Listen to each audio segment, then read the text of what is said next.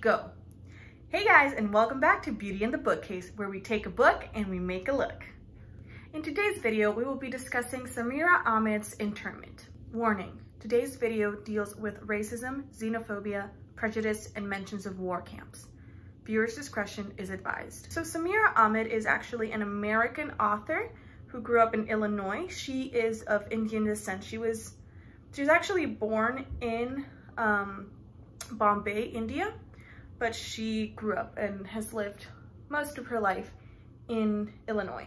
Growing up, she actually dedicated a lot of her time to working for nonprofits. That was her main professional field before shifting into writing full-time. Internment actually follows the main character by the name of Layla when she and her family are forced out of their homes and into internment camps that basically were built on top of what used to be Japanese internment camps in World War II. So the novel is set to take place 15 minutes into the future, and it imagines a USA in which xenophobia runs amok and nobody really seems to care. Nobody really says anything to stop it or to speak out against it or anything of the sort. At just 17 years old, Layla walks into her home to find it filled with guards who are there to just force her and her family out of their home and take them to this camp called Manzanar.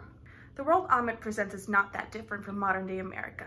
It has a Trump-like figure running the country and followers who are fine with ripping off hijabs of unsuspecting women, and it's quite frankly a story we're all too familiar with. So Ahmed actually uses World War II internment and concentration camps as the backdrop for her story. It's run by this villainous man just known as the director. I don't think he ever really gets like a name other than just his title. He's just known as the director. He is just this villainous, hot-tempered man, and Manzanar is a nightmare for the Muslim American community. They are each assigned to a trailer that has time showers, and although they do have TVs in their trailers, the access to programming is very limited, and it's very much just cherry-picked by the director and really just this committee of people who are like running the camp.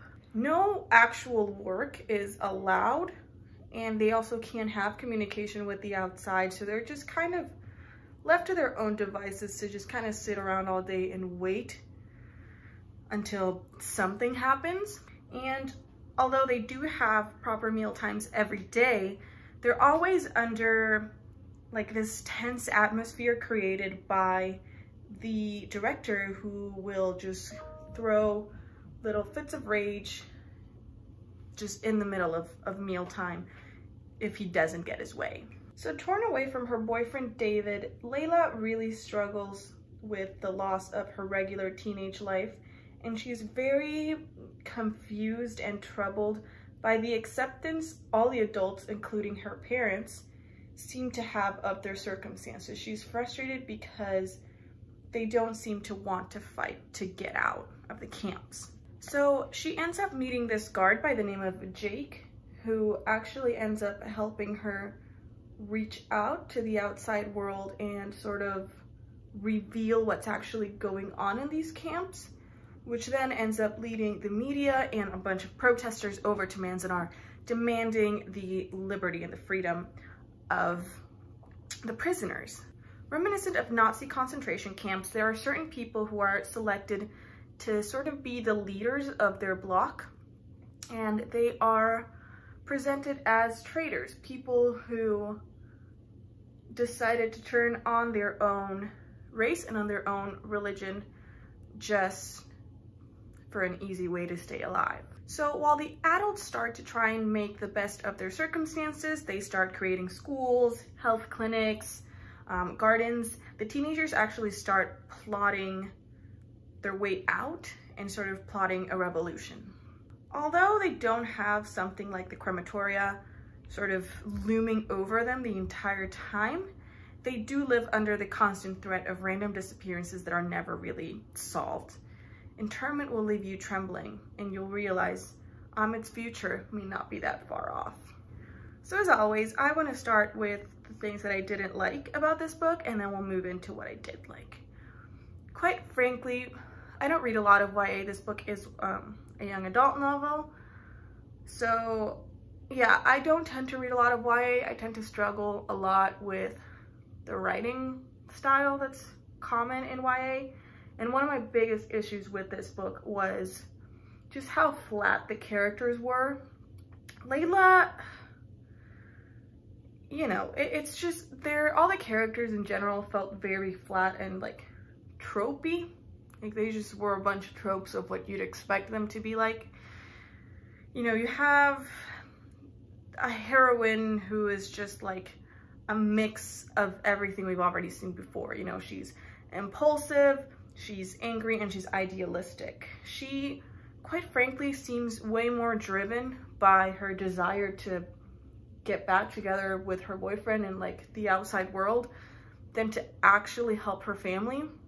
And so my issue with that was that since she's so like consumed with this need to get back to her boyfriend, she kind of makes all these selfish and impulsive decisions without thinking about how it's going to affect her family or her friends and the other people at the camp. And you know, the story had so much space to give this heroine this backdrop of being a non-practicing Muslim who still wanted to eradicate Islamophobia. She could have focused on a message that was against racism, and that could have been the big fuel for this book. But instead, the thing that constantly kept her going was, oh my god, I need to get back to my boyfriend, which it felt way too like Disney Channel rom-com, but it had such a serious backdrop that it was quite jarring, to be honest with you. And then the next character I kind of had a bit of an issue with was actually Jake, the guard who's helping Layla.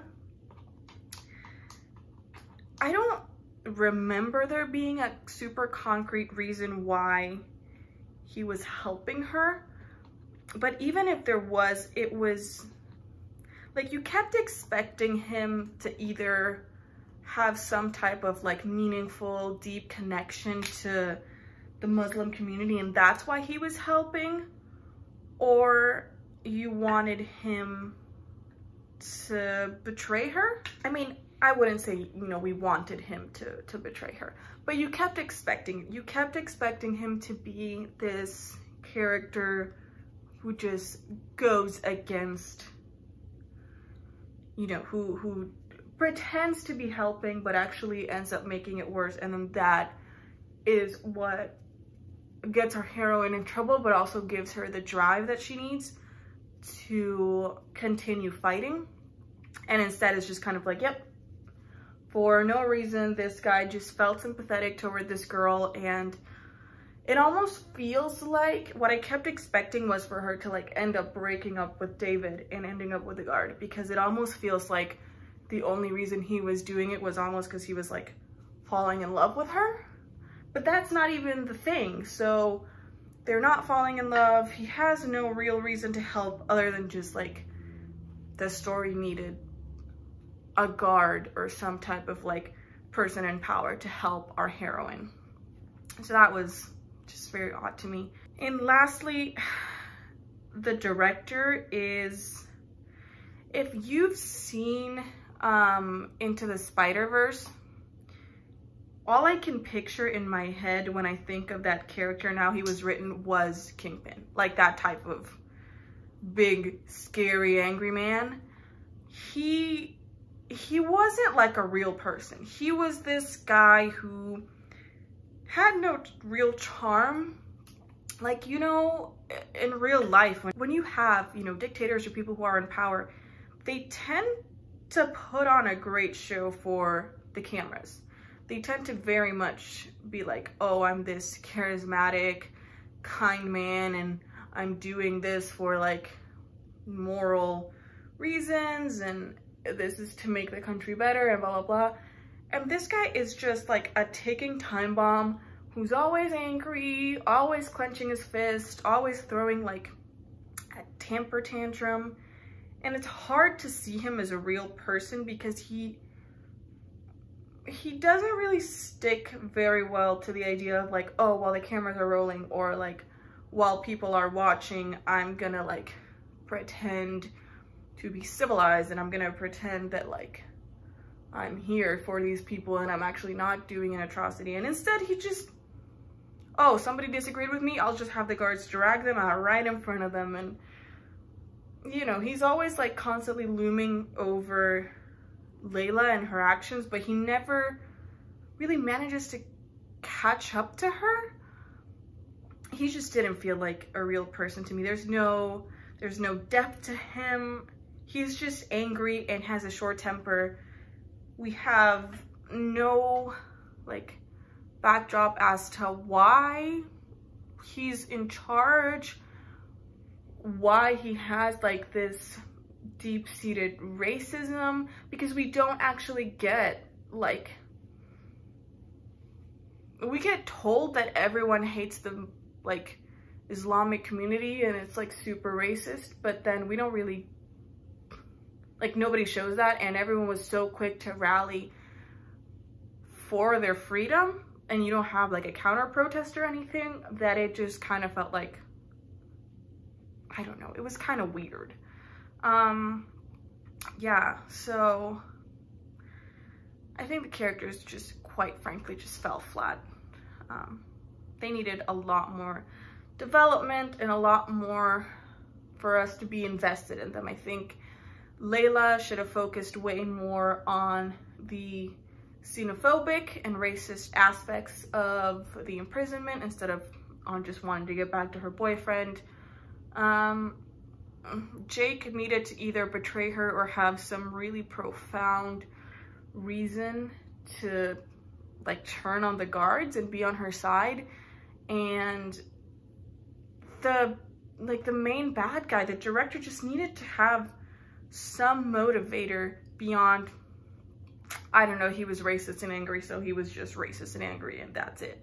Which leads me to the second thing that I struggled with, which was the world building aspect. If you've seen some of my, I think it's my Friday uploads, they're all about like world building, description, whatever, and why I think it's important. So those things are huge for me, and they make or break a story. And I think because she chose to have this sort of backdrop of the current political climate of like, you know, I think this book came out before the like camps down in the border, but it had that whole, you know, current political climate while also kind of relying entirely on people's knowledge of internment camps and concentration camps. So the world wasn't built. It was just kind of like, I expect you to know that Nazis were a thing, and just like let that be your driving force.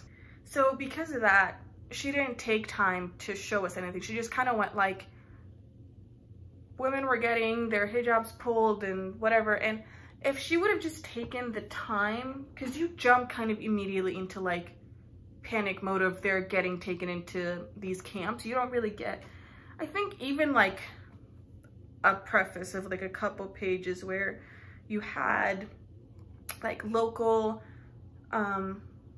Islamic run businesses being closed because like people didn't want to support like Islamic run businesses, or if you had scenes of like people rejecting a bunch of like Uber rides because the drivers were of like Islamic origin or something.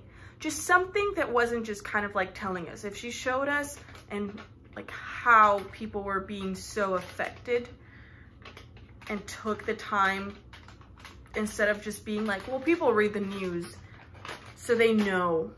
So yeah, I think it just needed sort of a moment in which we could walk into this world and be met with this aggression and this anger, instead of just being like, well, you've read this on the news, so you know. I think you needed to put the reader in that situation, because not all of your readers are going to be familiar with the news. Not all of your readers are going to be familiar with racism and prejudice and cruel actions taken against minorities. So you need to give them that experience. And then one of my other issues with world building was the camps themselves. I think if you've read a lot about World War II, if you've read a lot about like concentration camps and internment camps and whatnot, you're also going to struggle with this, because the camps she paints, I mean, of course they're awful, they're still camps, but they don't have the gravity of like what concentration camps and war camps were actually like. You know, they don't have to work until they're exhausted. They, like, each family gets to stay together. They get their own private trailer. They get to shower every day. They get meals. They have like the freedom to just walk around. They don't have like the certainty that they're gonna die immediately. You know, there's not people like disappearing every day, or, you know, they don't have their equivalents of like the gas chambers or anything. It just seems like this camp was supposed to be like the first of many, so it was supposed to be like a test run, but it almost felt like the government themselves hadn't fleshed out the idea of what they wanted the camp to be like. So it's like not ready, and it almost, to me, felt like almost too generous and too gentle, like for people who are supposed to hate the Islamic community, people who are supposed to be doing this for the sheer fact that they can, and that they don't like these people and they want them out of their communities. I expected something way more aggressive. I think if she had created the camps completely independent from history, if she hadn't relied so much on, you know, the existence of concentration camps and internment camps, it wouldn't have been as difficult for me to like accept what she was saying. But knowing how awful concentration camps were, as opposed to what she put on, it was really tough for me to really get into it and really understand like the fear. And that sounds awful, because it sounds like I'm like, yeah, I mean, it was bad, but it could have been worse. And that's not what I'm trying to say at all. But, you know, knowing how they still got to be with their families, knowing that they had, you know, they weren't under imminent danger of being killed and eradicated as, you know, as a community, knowing that they had access to showers, they weren't forced to work, they weren't really forced to do much of anything other than just stay there. And like they were allowed, like if they were like, oh, I want to start a garden, oh, I want to start like a school, nobody tried to stop them. So it didn't feel like as much tension as I think there should have been, and just never really even trying to humanize the ones who were Bloc leaders. Because for example, if you read books like The Tattooist of Auschwitz and the like, you'll know that there were people very much who did end up working for the Nazis as a way to survive. And you'll see that as well, you know, for example, in Jojo Rabbit, if you've seen that movie, you know, the girl Elsa, she's forced to like, you know, do a Nazi salute and pretend she's actually a sympathizer as a way to stay alive. And that was a real thing that a lot of people who were running away had to do. They had to pretend, if they could, you know, pass for Germans, they had to pretend that they were Nazis and that they supported the people who were killing them. And you know, it was a way to survive, and I really wish there would have been at least one moment in which those characters were given a time to just be like, hey, you know, we know you're only doing this as a way to survive, instead of just being like, nope, you're bad people because you're on their side and you should be on the same boat as the rest of us, or you're not a good person. So I was not very fond of that. However, there were themes and things that this book did that I did like. One of the biggest things that I think this book did well was taking the time to talk about something as serious as Islamophobia and its growth in America. I think it paints a really accurate representation and description of how things are today. It paints a world in which we're asking for walls to be built, and we have children in cages, and we're fighting against each other for no reason, really. And I think it just really shows a lot of the hatred that people who aren't part of minorities or who are around more open-minded communities, they don't see very often, because they live in places where diversity is common and it's accepted, and that's just not the case for everyone. And it really takes into account that idea, as I mentioned earlier, that if this were something to happen, or even when it comes to current racism, it doesn't matter if you're practicing or not. If you look like you came from the Middle East, if you look like you could be a Muslim, you're going to be targeted, and that sucks. It's honestly an awful reality. Another thing I think this book does really well is its representation of the media and its ability to make us think about the power the media has. It really makes us think about the power that the media has on what information we get, how we get it, and how we react to it. You know, clearly in this case, the media receives a story like Layla's story, which leads them to flock over there and produce this outrage that made people want to, you know, get off their couches and actually do something to help the people who were being affected by, you know, these camps and this violence. But it makes you think that that's exactly how it is. You know, every perception we have of like anything really that's going on in our world, we get it from the media, and we form opinions without necessarily physically interacting with the subject.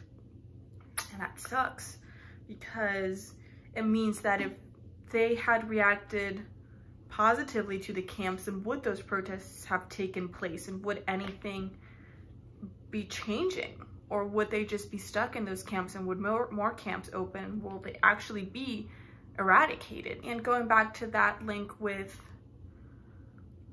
World War II, it makes you think, well, if the media had knowledge, if they had covered it, if every night people around the world were seeing what was happening in Auschwitz, if they were seeing what was happening in the internment camps, would it have prevented things from being as bad as they got?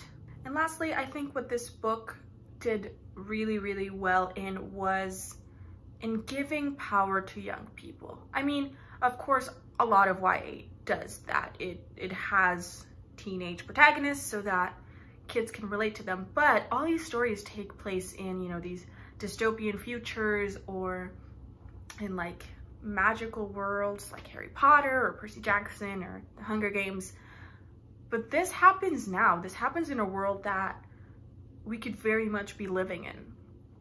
And by having young people be the ones who fight against this injustice and who don't just sit there and take it, it allows young people to realize that they do have power nowadays, that they can fight what's being shoved down their throats, what is attacking their liberties, what's attacking justice, what's attacking fairness, and they can really, really make their mark and challenge what adults are saying and really take matters into their own hands. So all in all, I would rate this book probably a